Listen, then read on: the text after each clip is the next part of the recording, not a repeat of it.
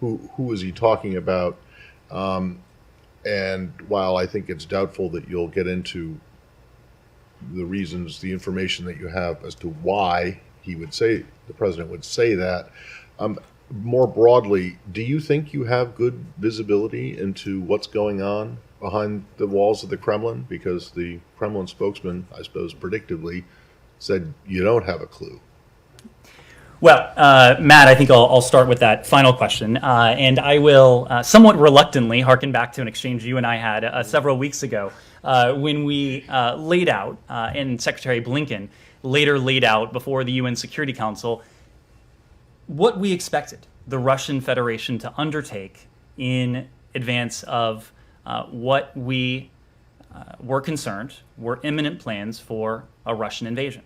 We talked about provocations. We talked about false flags. We talked about potential efforts on the part of the Russian government to induce a provocation that they would then point to as a pretext for invasion. We talked about dramatic meetings of the Security Council in Russia. We talked about the Russian Federation's efforts with the so-called People's Republics in Donetsk and Luhansk. There was some skepticism expressed at the time. I think that history has shown that the playbook we laid out, and I say this with a degree of lamentation because we wish it weren't the case, the playbook we laid out did in fact come to fruition. So anyone who doubts the level of information, the ability that we have to garner insight into what is going on inside Russia, and even within the various policy-making apparatuses, need look no further than what we've said publicly and what has since transpired. When it comes to the reports that we've seen, we have seen reports that various Russian officials have been sidelined, are estranged, have been essentially put on ice, or, as the president alluded to, have even been placed under house arrest. Now, again, we're not going to go into the details of that or the rationale for that, but it would be quite consistent with what you have heard us say over the past 24 hours or so. We have reason to believe that President Putin does feel misled. President Putin, if you look at the track record over the course of the past 5 or so weeks, clearly made several miscalculations. He miscalculated that his forces would be able to enter Ukraine without facing stiff resistance from the Ukrainian people. He miscalculated if he thought, as we believe he did, that his forces would be able to take major urban centers like Kyiv within a matter of 48 or 72 hours. He miscalculated if he thought that we were bluffing when we said we would impose massive and unprecedented consequences on the Russian economy and the financial system, doing that with our partners and allies. And he miscalculated if he thought his actions would not earn his country a pariah status. All of those things have come to fruition. Now, it is true that we believe President Putin feels misled at this very moment. I think there is good reason to believe he may feel misled even prior to the invasion. Why else would he undertake an invasion that was quite clear, would precipitate a whole series of consequences that we laid out in advance? He clearly miscalculated if he thought his forces would be able to achieve a quick tactical victory. So there is good reason to believe that President Putin hasn't been garnering the best information. This is not, in some ways, a situation that is unique to Russia. This is what Secretary Blinken likes to say is the Achilles heel of autocracies around the world. Autocrats like President Putin tend to instill fear, intimidation in those around them. They may not, as a result, hear the unvarnished truth, the unvarnished assessments that their advisors may otherwise share. Let me just play one thing. The exchange that you refer to that you and I had was about one specific piece of your analysis, which in fact has not come to pass, and it may very well still, but that specific piece that we had that exchange about That hasn't happened. But anyway, regardless of that, you talk about, we have seen reports about people being arrested and signed. What, public reports? These are public reports. These are the same reports that some But of you have there is asked me about before. But presumably there is more to it than that for the president to come out and say, we have indications that some people have been sidelined or detained or put under house arrest. Right now, we're speaking to public reports that So many there of is you have no- asked me about before. So there is no other underlying intel? I am behind just this? not speaking to intelligence in this case. If we're in a position Okay. to, I have release I have information. one more. It's Okay. super brief. And we do need to move. Ask you one top advisor, or allegedly a top advisor to President Putin, who has not been detained or has not disappeared or not been put under house arrest, is the Foreign Minister Lavrov. He was in India. He was in China yesterday. He's in India today, doing very public things. And I'm wondering, as it relates to his visit to India and the Secretary's call to the Indian Foreign Secretary just yesterday ahead of that visit, if you guys have any specific concerns about what the Indians might be doing as it relates to Russia. Different countries are going to have their own relationship with the Russian Federation. It's a fact of history. It's a fact of geography. That is not something that we are seeking to change. What we are seeking to do, whether it is in the context of India or other partners and allies around the world, is to do all we can to see to it that the international community is speaking in unison, speaking loudly against this unjustified, unprovoked, premeditated aggression, calling for an end to the violence, using the leverage that countries, including India, have to those ends. There are countries that, by dint of their longstanding relationships with the Russian Federation, are going to have, in some ways, even more leverage than countries closer to us will. And that is all well and good. We understand that. What we are asking for, what we are calling for, is that all countries use the leverage that they have to make sure that that message is coming across to Vladimir Putin loud and clear. Andrea, I'll come. On the intelligence, I'm sorry, very quickly. Now, you're saying that is intelligence, or that just speculative reports? Because if it's intelligence, Sorry, which element, Said? on the the fact that Putin is not getting the proper picture. If it's a human intelligence, you guys would be compromising whoever providing that human intelligence is. And if it's speculative, it remains. It is. I can tell you this, Said. It is not speculative. As you know, since this military buildup, what was initially a military buildup, began last November, we have consistently declassified information. Secretary Blinken first started speaking about this publicly last November, I believe, in the first instance, standing next to his counterpart from Ukraine, Foreign Minister Kuleba, on the 8th floor of this building. Since then, we have consistently declassified information. Believe me when I tell you, it would make my job much easier if I could tell you precisely how we know things, when we came into possession of these things, precisely the sourcing behind it. Obviously, we can't do that. Every time we declassify information, we do so with an eye to protecting sources and methods. So when you hear something from us that is predicated on intelligence information, it is going to be a very distilled down version of what we have. Andrea. Let me ask you about the president's decision today on the Strategic Petroleum Reserve, which is in response to what the White House is calling the Putin price hike. And you've just come back from a trip where there seemed to be very positive relations with the Emiratis and the secretary. Yet, in the last few days, OPEC, including the Saudis and the Emiratis, has refused to kick Russia out of OPEC Plus, the larger group, have refused to increase production, have refused to condemn anything that Russia has done. So I'm wondering why we are not putting more pressure on the Saudis and the Emiratis, and why the cozy appearances between the secretary and the Emirati prince in the last few days. So there's a lot there in that question. Let me start by saying that we do have an interest in a steady global supply of energy.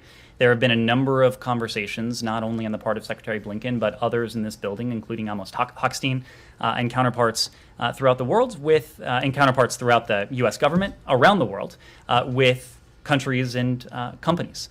We have spoken publicly of some of those conversations. We haven't spoken publicly of all of them, but we do, of course, maintain an interest in a steady global supply of energy. The president's announcement today was part and parcel of that. The release over the next 6 months of an average of 1 million barrels a day from our strategic petroleum reserves is key to that. But there are also longer-term steps that we are engaged in right now, both with ourselves and with our partners and allies around the world. And the most important element of that is building resilience and lessening our dependence, our collective dependence on Russian energy over time. As you know, Andrea, it was just a couple weeks ago now that in the wake of the president's visit to Brussels, there was created a U.S.-EU energy task force. It has both a short-term focus, and that is seeing to it that we maintain that steady supply of energy, including for our European allies, but then working over time to reduce dependence on Russian energy. It is much easier for us to do as a country than it is for many of our partners and allies around the world. That is because we're an energy producer. We have energy infrastructure in this country that is well developed to the extent that many, if not most, of our colleagues around the world do not. That applies to Germany as they transition, and that's a long-term issue, but the war is now.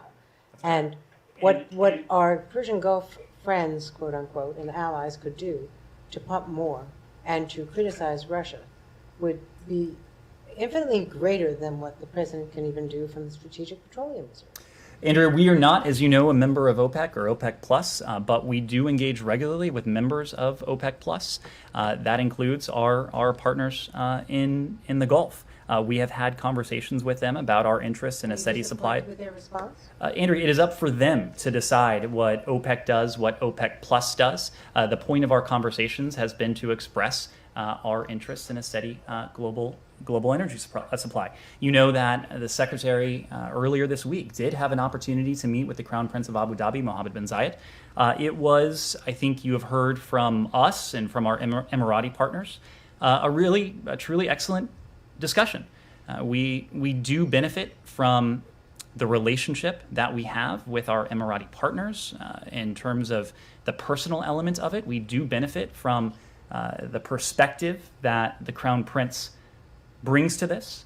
It was a conversation and a discussion that was certainly substantive in terms of the issues, the threats we face, and collectively we face, emanating from Yemen, the threats we face from Iran, the whole panoply of issues that we're facing together. But it was also a meaningful conversation because the two had an opportunity to discuss the broader state of the relationship, both now and over time. They took part in a bilateral meeting with their respective teams, including the sons of the Crown Prince, one of whom was injured in Afghanistan, a testament again to the fact that our Emirati partners have been with us in different ways over the years. But then they were able to take a walk around the Crown Prince's compound in Morocco and spend additional time together. So you have heard from us coming out of that engagement. You've heard from the Emiratis coming out of that engagement that it was quite useful for our bilateral relationship, and we'll continue that work going forward with our Emirati partners on this and all of these fronts. Humaira.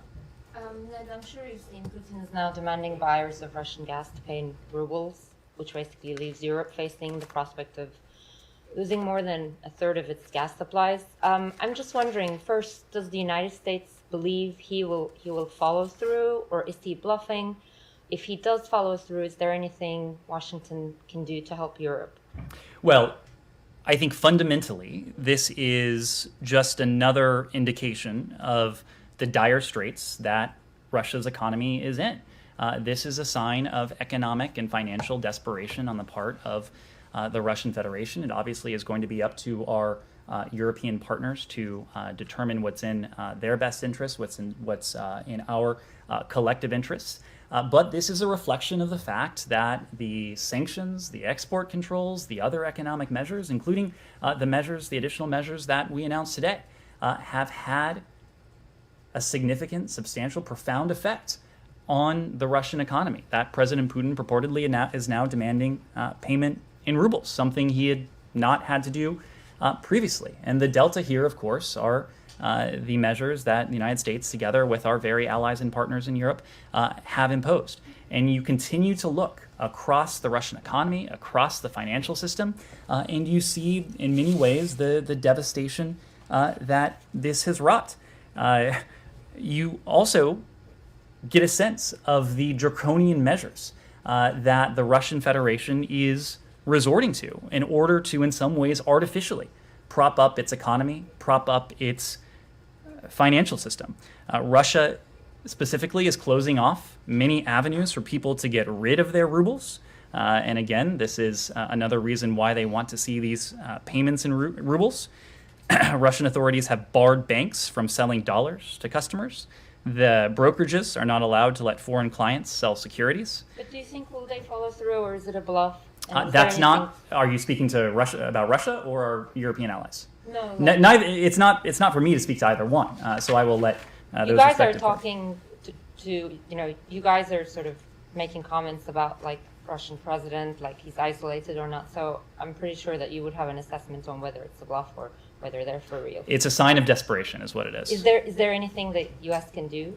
And just can you also give us an update on Brittany Griner and Trevor Reed? So what we can do is precisely what we're doing, and that goes to the near-term challenge, the challenge of global energy supply, and to the long-term challenge. And these are precisely the two areas of focus for the US-EU task force that was established in the wake of the president's visit to Europe just recently. On the near term, we are working, including with some of the steps you heard today, to see to it that there is a continued steady near-term supply of energy for this country and for our allies and partners around the world. But over the longer term, this is about an effort to build resilience, to lessen dependence on Russian energy, and to continue with that transition away from fossil fuels and to renewable energy sources. Olivia. Thank you very much, Ned. On these reports of Americans being detained, singled out and detained in Ukraine and Russia, is the State Department seeking to verify, or has it verified those reports? How exactly are they being singled out? How many are thought to be detained, and where? Well, in recent weeks, we have seen reports of U.S. citizens being singled out and detained by the Russian military in Ukraine, and when evacuating by land through Russian-occupied territory or to Russia or Belarus. We have also heard President Putin denigrate American ideals of equality, of free speech, as you heard me say before, of the idea that human rights are universal, human rights are applicable to all. And so, as always, we wanted to warn U.S. citizens of potential dangers when traveling overseas. We are warning our fellow Americans that Russian government security forces in both Russia and in Ukraine may, in fact, be singling them out based on their nationality. That's why we updated our travel advisories, as we always do. We have an obligation to see to it that we keep Americans informed of the information we have at our disposal when it concerns their safety and security. We also updated our travel advisory to include language about the singling out of U.S. citizens in Russia by Russian government security officials, including for detention. When it comes to Ukraine, we updated that travel advisory to include continued reports of U.S. citizens being singled out and detained by the Russian military in Ukraine, and again, when evacuating Ukraine through Russia-occupied territory or alternatively to Russia or Belarus. We do continue to encourage U.S. citizens in Russia and Ukraine to remain vigilant. They should take appropriate steps to increase their security awareness. And for some time now, we have been urging Americans both in Ukraine and Russia to leave immediately. And of course, this new information only adds to that. But could you explain, are these verified reports? Are you seeking to establish contact with some of these people? These are verified reports. These are verified reports. So how are you helping these citizens who are presumably detained or otherwise singled out? So every time an American citizen is detained overseas, it is a priority for our Bureau of Consular Affairs, for our consular office within each embassy we have around the world, to provide appropriate consular assistance. You may recall that a couple of weeks ago, when Ambassador Sullivan in Moscow had an opportunity to meet with the Russian MFA in person, he took it upon himself to respond to their message with a message of his own. And his message was quite clear. We expect regular, consistent consular access to American citizens who are detained in Russia, including those who are detained in pretrial detention. This is not only an ask, it is also a responsibility. It is an obligation that Russia has based on the Vienna Convention, based on our bilateral consular agreement regarding access to detainees. As I've said before, we were subsequently afforded access to Brittany Griner. Without going into details, I will say there has been limited additional progress in terms of other detained Americans. But again, our ask and our request and our demand, consistent with Russia's own obligations, is that this not be one-off, that consular access to Americans who are detained in Russia, including those in pretrial detention, be regular and be consistent, as it is called for under these documents. More than the three that we're aware of, Reed, Whalen, and Griner in Russia, and the one guy who was detained and then released from Ukraine, is it more than that? So in terms of Ukraine, there have been Americans who have been detained who have since been released. When it comes to Russia, we're not in a position... Is it just the one?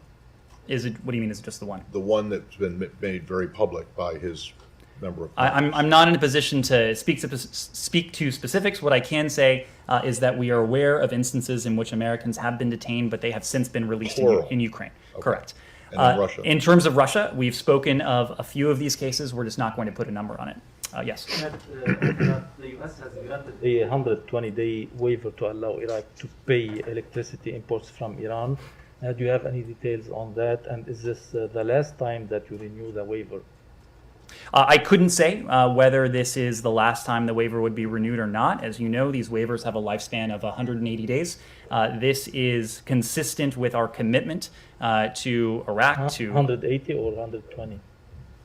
We'll get back to you on that. I was under the impression it was. We'll get back to you on that. They didn't always.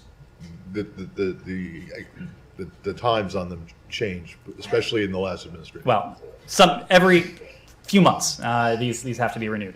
So I couldn't speak to whether this is the last time, but this is part of our commitment to Iraq. Johnny.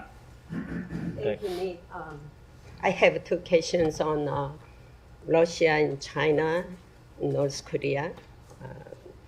First question, the foreign minister of China and Russia met yesterday, and these two countries have announced that there is no upper limit on cooperation with each other.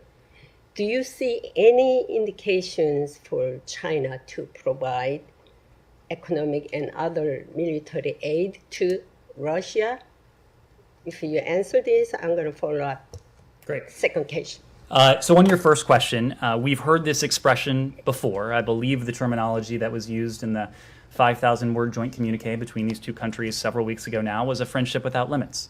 Now, that can be a friendship without limits if the PRC is willing to admit that everything it has stood for on the world stage in recent years and decades means absolutely nothing. If the concept of state sovereignty, if the concept that it has, the principles that it has consistently espoused, territorial integrity at the UN and in other fora, if those mean anything to the PRC, then I suspect this will be a friendship that may in fact have limits.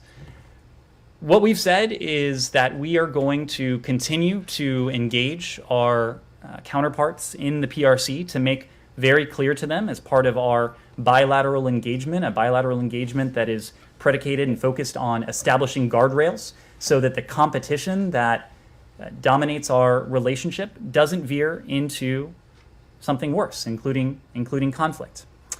We have, in a number of engagements, including the National Security Advisor's engagement with Yang Jiechi, including with President Biden's engagement with President Xi just after that, made clear that there would be implications, profound implications, for any PRC decision to support Russia's war efforts in Ukraine.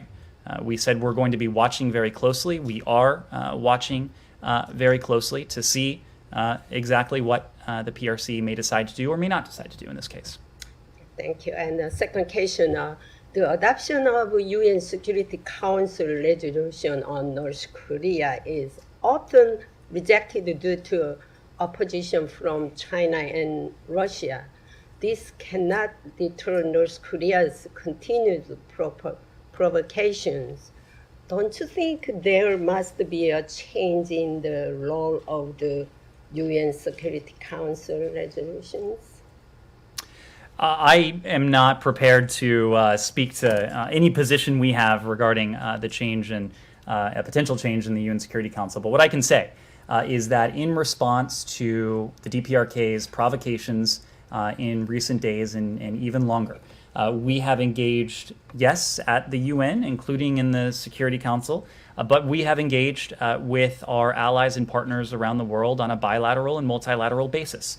That starts with our treaty allies in the Indo-Pacific, two of whom, Japan and South Korea, we work with incredibly closely on the challenge that is presented by the DPRK's provocations, the challenge, the threat to international peace and security that is posed by its ballistic missile and nuclear weapons programs. Secretary Blinken spoke to his Japanese and South Korean counterparts.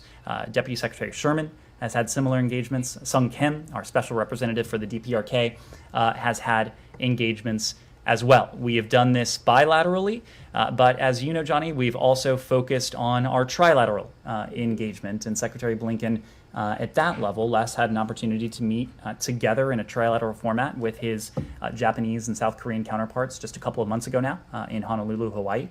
It was an opportunity to send a very strong signal that we stand with our allies in the Indo-Pacific, that there will be consequences, continued consequences and accountability for the DPRK's provocations, whether that is in terms of our own national authorities, sanctions that we can put forward ourselves, whether it is in terms of additional UN Security Council sanctions, but also to make very clear that responsible countries around the world should feel an obligation, should be obligated to stand up to threats to international peace and security.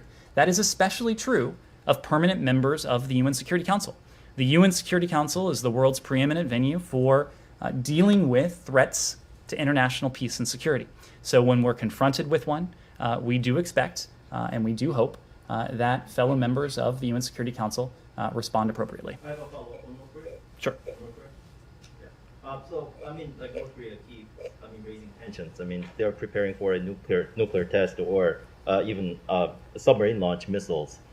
So North Korea keeps raising tensions, but your responses have not really been changed. I mean, besides condemning North Korea publicly, coordinating with allies, imposing unilateral sanctions, what else can you do? I mean, as Johnny mentioned, China and Russia are opposing new measures through the Security Council. So you're right that we have continued to place additional pressure on those responsible for the proliferation of ballistic missile technology, nuclear advancements in the DPRK. We have announced additional sanctions against those proliferators even in recent days. Sanctions on the part of the United States, on the part of our partners and allies, is one important ingredient. We have also taken necessary measures to ensure the security of our homeland and the security of our treaty allies as well. Recently, U.S. Indo-Pacific Command ordered intensified what we call ISR, that is intelligence, surveillance, and reconnaissance collection activities in the Yellow Sea, as well as enhanced readiness among our ballistic missile defense forces in the region. And just after that, the Department of the Treasury, as I alluded to before, announced new actions to help prevent the DPRK from accessing foreign items and technology that enable it to advance its prohibited weapons programs. So we can do all of these things. We can hold the DPRK accountable. We can take necessary measures when it comes to deterrence and defense. But we can also signal very clearly, as we continue to do, that we are open to dialogue, that we are open to diplomacy, that we harbor no hostile intent towards the DPRK. And in fact, to the contrary, we believe that the responsible thing to do would be to discuss the DPRK's ballistic missile and nuclear weapons programs in the diplomatic context. Now, of course, the DPRK hasn't responded affirmatively to that just yet. That certainly doesn't mean that we are sitting on the sidelines, twiddling our thumbs, waiting for them to come to us. We are focusing on the relationship that we have with our treaty allies, focusing on the bilateral element of that, focusing on the trilateral element of that when it comes to the relationship with Japan and South Korea, and working on those measures of accountability. Yeah, Yeah. So as we will see South Korea's President-elect Yoon Suk-yeol taking office in May, will there be any changes in responding North Korea? I mean, some expect there will be a resumption of U.S. ROK, large-scale military exercises, and a stronger stance toward North Korea. So what would you say about that? I am not in a position to offer anything from here as to how the ROK's position towards the DPRK may evolve with the new administration. One thing I'm confident will not evolve, that is our ironclad alliance with the ROK. We will continue to have an incredibly close alliance with our South Korean partners. It is an alliance, it is a partnership that transcends administrations, whether in this country, whether in the ROK, whether in Japan, for that matter, in the trilateral context. Yes, Ben. Thanks, Ned. Just going back to Mr. Lavrov's visit to India, in response to Matt's question, you said you'd like to see countries use any leverage they may have against Russia, but there's been some reporting that on this visit, the two countries could discuss some kind of rupee-ruble payment system that would undermine sanctions. So I'm just wondering, have you seen these reports? And then if India doesn't use any leverage it might have, could that have any negative consequences on the Quad, coordination among the Quad countries? What I would refer to are Indian partners when it comes to any such rupee-ruble conversion that may have been discussed. When it comes to the Quad, one of the core principles of the Quad is the idea of a free and open Indo-Pacific. That is specific in that context to the Indo-Pacific, but these are principles, these are ideals that transcend any geographic region. And part of the reason why these four countries came together is we have a global interest in a world order that is free, that is open, in which countries, large and small, play by the rules. So it is not in our interest, it is not in Japan's interest, it is not in Australia's interest, or it is not in India's interest to see flagrant examples of countries, whether in Europe, whether in the Indo-Pacific, whether anywhere in between, flagrant examples of countries flouting, violating that rules-based international order. That is something that the Quad will continue to stand for. It is something that has featured in recent joint statements from the Quad as well, and something that I do not think will change. Yes? Thank you. Russian-occupied South Ossetia is holding a referendum to fully join Russia. What is the State Department's position on that? Well, when it comes to Georgia and South Ossetia, we condemn Russia's ongoing occupation of parts of Georgia. We call on Russia to cease its occupation of the Georgian region of Abkhazia and South Ossetia and fulfill its obligations under the 2008 ceasefire with Georgia to withdraw its forces to pre-conflict positions. Neither de facto authorities nor the Russian government have the right to make decisions about the future of South Ossetia, which is part of Georgia. Just as the United States did not recognize Russia's illegal seizure and attempted annexation of Crimea in 2014, and just as we did not recognize the Kremlin's cynical attempt to recognize independence of the so-called DNR and LNR in eastern Ukraine just before it launched its unprovoked invasion of Ukraine, we will not recognize the results of any effort by Russia or its proxies to divide sovereign Georgian territory. We reaffirm our steadfast commitment to Georgia's sovereignty and territorial integrity within its internationally recognized borders. Can Yes, you sir. follow up, please, very quickly? When Secretary Nuland testified in Senate Foreign Relations Committee, Senator Ben Cardin asked about Georgia and Moldova. He was interested how the U.S. administration is helping these countries to defend themselves in worst-case scenario if Russia will continue its aggression in these countries. At the same time, U.S. Helsinki Commission sent a letter to U.S. administration requested major non-NATO ally status for Georgia and Ukraine. So how vulnerable are these countries today in Russia's neighborhood? And if this non-NATO ally status can appear in the go-ahead agenda in the State Department or White House? Well, it's very clear from President Putin's aggression against Ukraine that he has a vision of Russia that goes well beyond its current borders. It is also very clear in our response to his premeditated, unjustified, unprovoked invasion of Ukraine that this is something that the international community will not countenance, will not stand for. We were in Moldova. Secretary Blinken was in Moldova just a few short weeks ago. We made very clear of our support for the Moldovan government, for the Moldovan people, for Moldova's territorial integrity, for its sovereignty, for its independence. The very same thing goes for Georgia.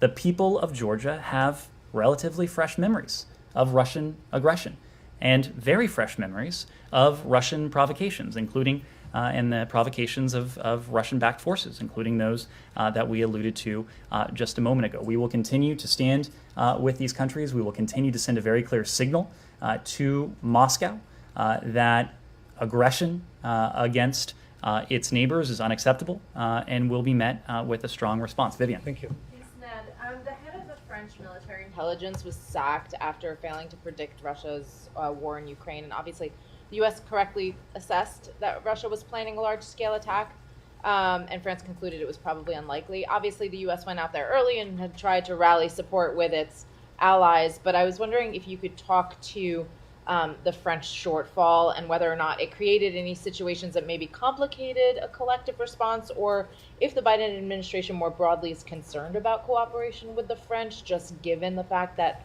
we have seen some issues with its intelligence. I would say far from it. And in fact, and of course I can't speak to the details of intelligence cooperation, but I can say that our French ally has been stalwart in standing with Ukraine.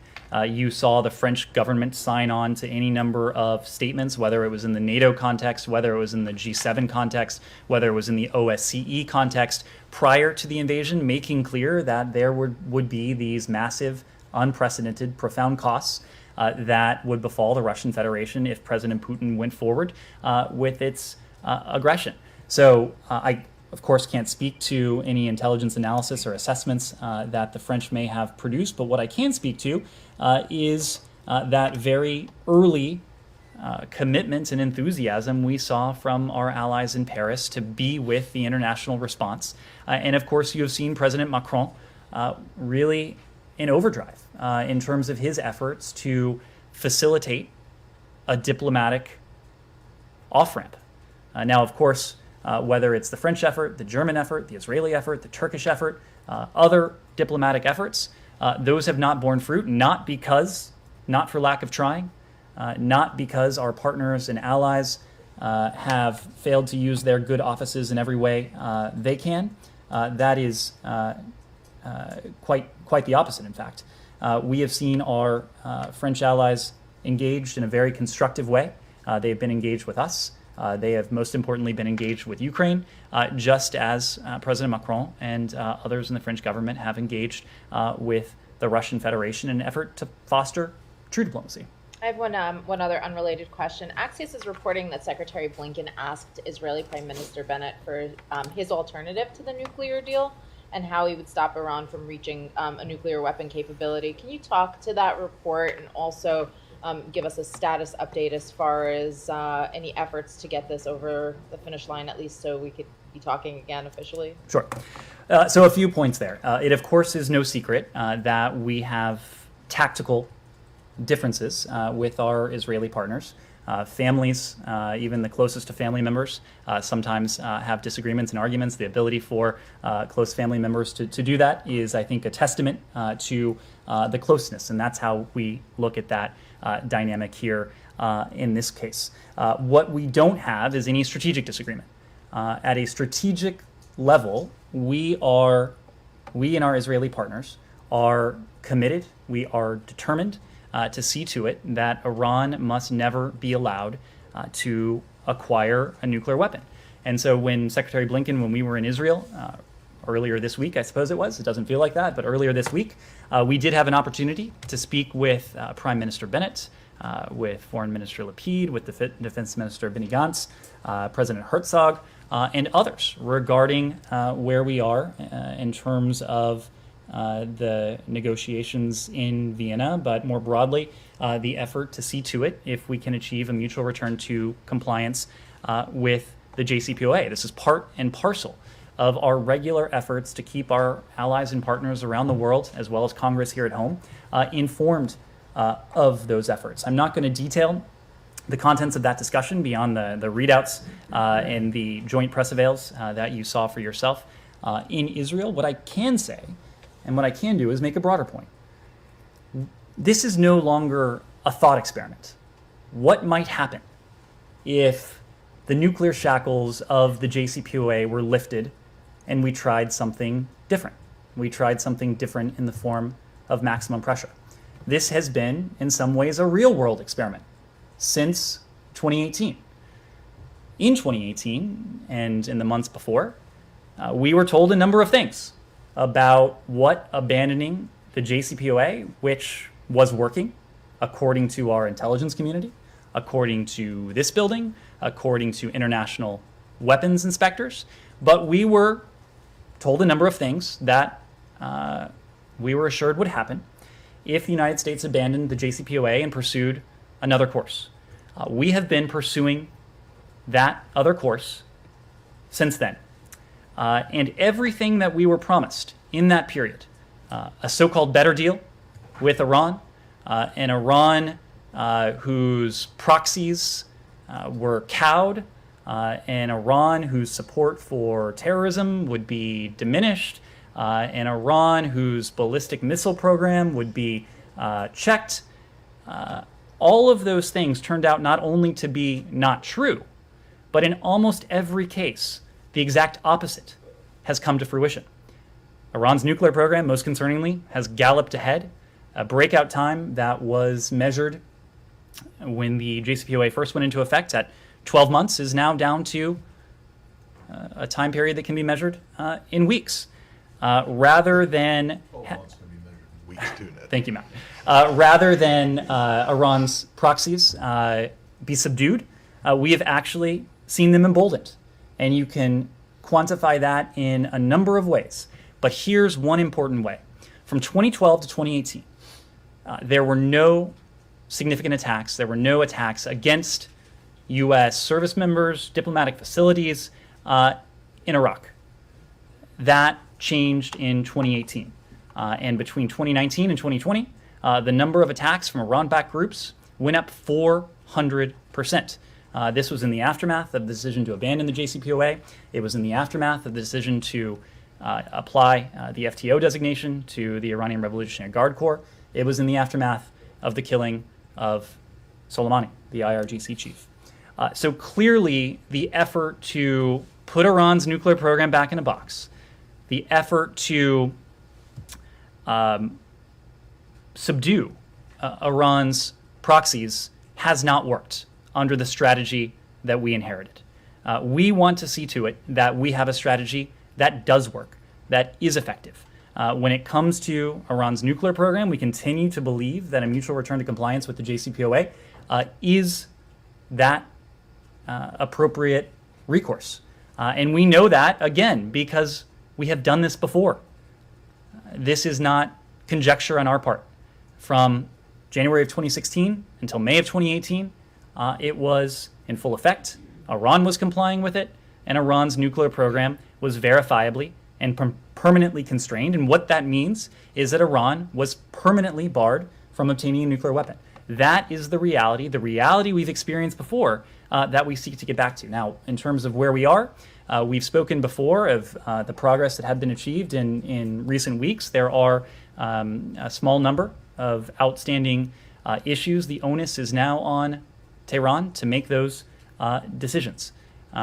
We continue to believe that, at least for the time being, a mutual return to compliance would bring with it non-proliferation benefits that would be in our interest, in the interest of our allies and partners, our allies in Europe, the E3 that's part of the P5+1, our allies and partners around the world who are not part of the P5+1.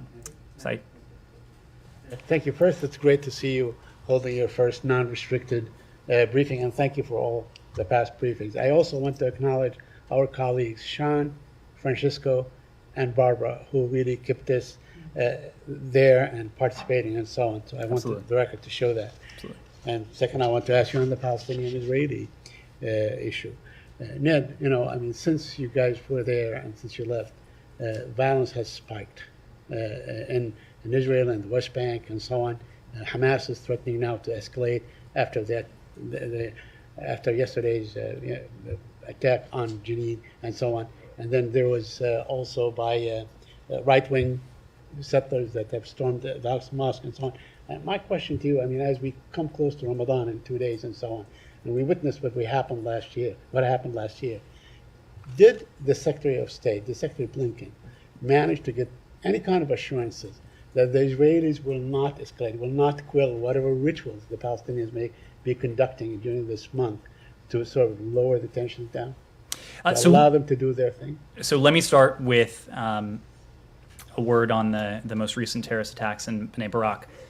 You know that the president had an opportunity to speak to the prime minister yesterday. He offered all appropriate assistance to our Israeli allies, to our Israeli partners, as they confront threats to their citizens. Secretary Blinken was in Israel during the course of the previous terrorist attack that took the lives of 2 police border guards.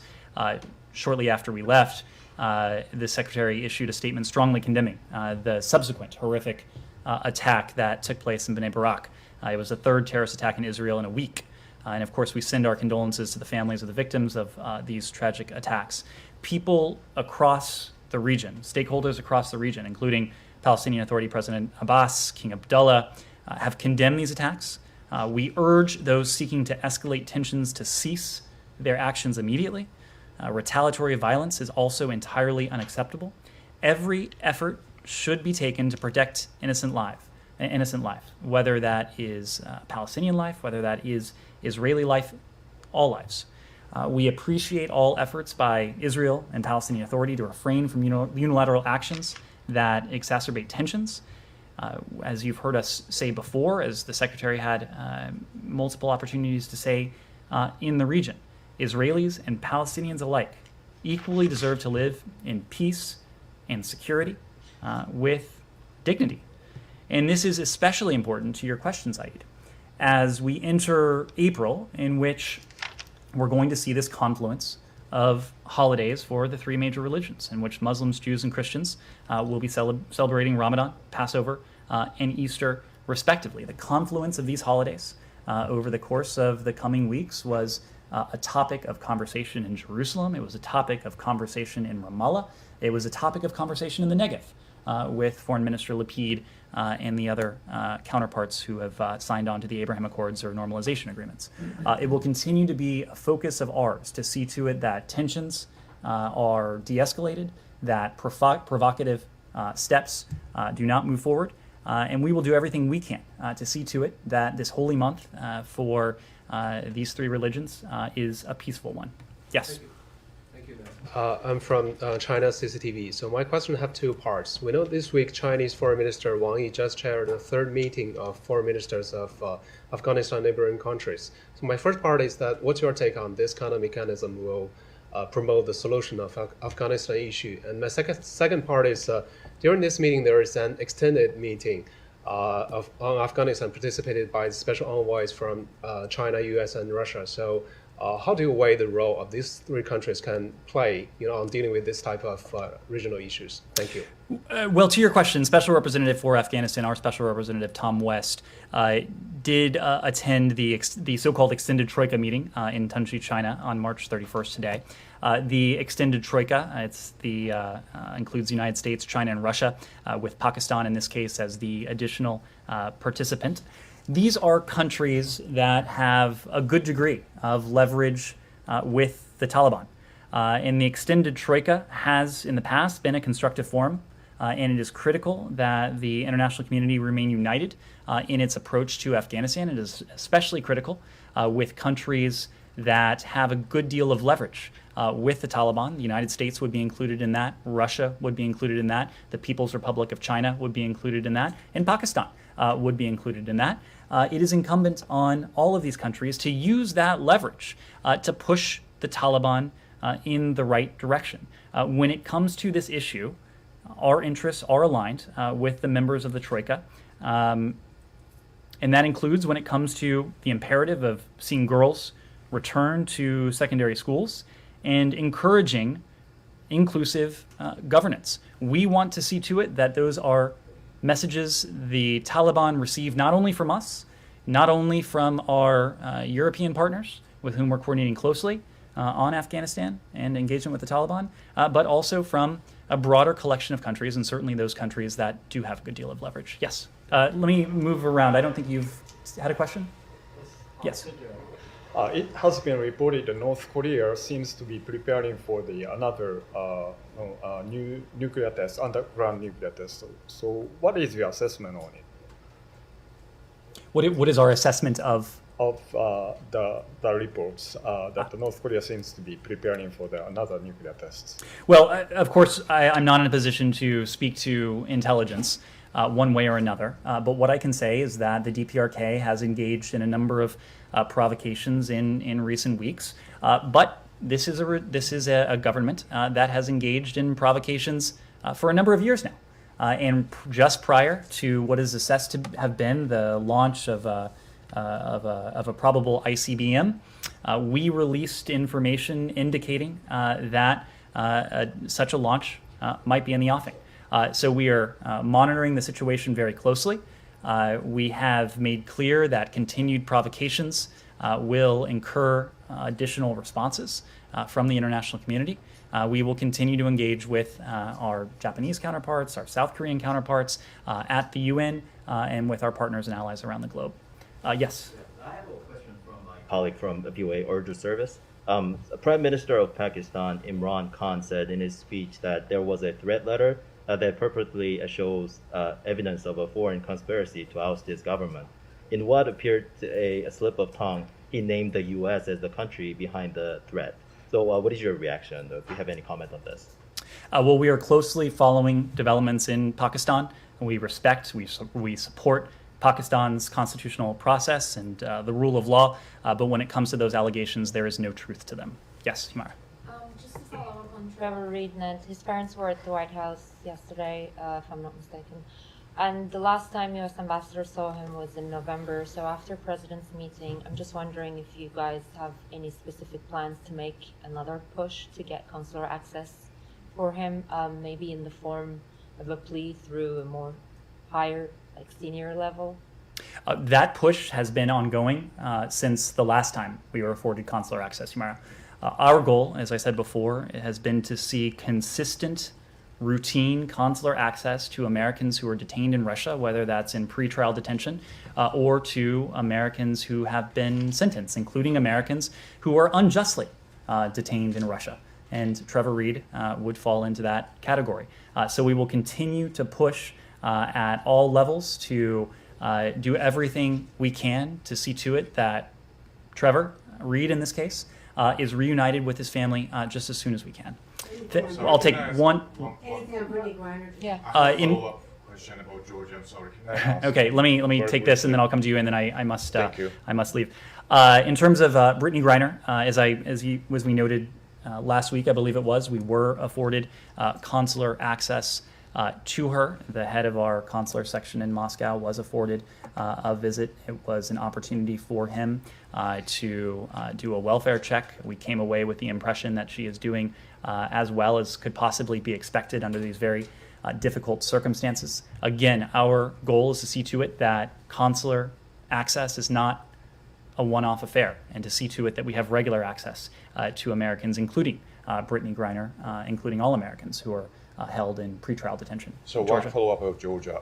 We have not heard anything so far from the Georgian government about their strategy to confront the new security reality against Georgia since the war broke up.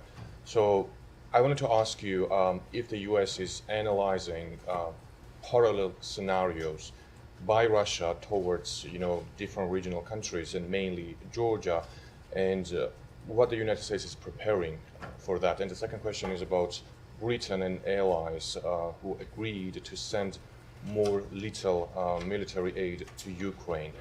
And I want to ask you, where do you stand on that? And the third one, very quickly, about the human rights report. It's been 34 days already overdue. Do you have any date when do you announce the for the report to be publicly available? Thank you very much. So on your last question, I would say stay tuned. It will be released, I would expect, next month. Next month starts tomorrow, so relatively soon.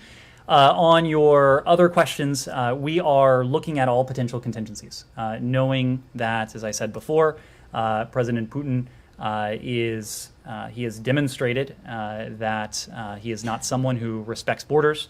He is not someone who respects the principles of territorial integrity, of sovereignty, and so we are engaged in all relevant and appropriate contingency planning, but it's not something we would speak to publicly. When it comes to support for Ukraine, we applaud all of those countries who are supporting our Ukrainian partners. Every member of NATO is providing support to our Ukrainian partners, whether that is humanitarian assistance, whether that's economic assistance, whether that is security assistance. More than 30 countries around the world are providing security assistance to our Ukrainian partners. More than a dozen countries have sought authorization, which we have very, very promptly granted from the Department of State to provide U.S. origin equipment to our Ukrainian partners. For our part, we have provided $2 billion to our Ukrainian partners over the course of this administration. We have spoken to about $1 billion in recent weeks, and that support, that assistance will continue. It will continue so that our Ukrainian partners can continue to be effective on the battlefield. But the other element of this is that as we support our Ukrainian partners with security assistance, with economic assistance, including the $500 million in direct budgetary assistance that was announced yesterday, as we support them in every way, what we are also doing is strengthening Ukraine's hand at the negotiating table. So we're strengthening Ukraine's hand. We are continuing to enact these consequential measures against the Russian economy, against the Russian financial system. So it is our goal to do everything we can to support Ukraine, to bring the parties to the negotiating table in a context that can lead to genuine diplomacy and genuine progress. Thank you all very much.